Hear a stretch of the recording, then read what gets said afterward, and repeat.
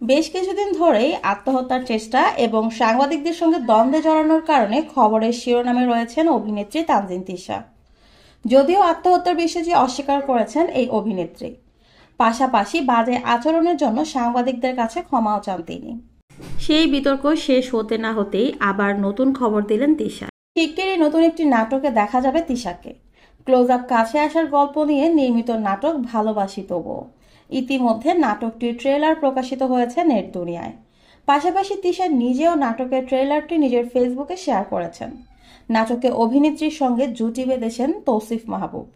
রোববার ২৬ নভেম্বর রাতে সামাজিক যোগাযোগ মাধ্যমে নাটকটির পোস্টার এবং কয়েকটি ভিডিও শেয়ার করেছেন তিশা।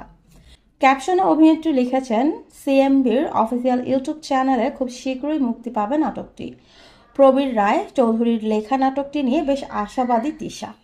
ওই ট্রেলারে দেখা যায় তিশার প্রেমে হাবুডুবু খাচ্ছেন তৌসিফ। শুরুতে বেশ রোমাঞ্চকর মুহূর্তে দুজনে ধরা দিলেও শেষের দিকে ব্যাপক অ্যাকশন রয়েছে, যেখানে একজনকে মারধর করতে দেখা যায় তৌসিফকে। দিন দুয়েক আগেই বিনোদন সাংবাদিকদের সঙ্গে ঝামেলায় পড়েন তিশা। একটি খবরের সত্যতা যাচাইয়ের বিনোদন সাংবাদিক তিশাকে মেসেজ করলে তার ফোনে কল করে গণমাধ্যমকারীদেরকে উড়িয়ে দেওয়ার হুমকি দেন এই অভিনেত্রী। এরপর তিশার বিরুদ্ধে সমাবেশ করেন গণমাধ্যম কর্মীরা। পরে গত ২৫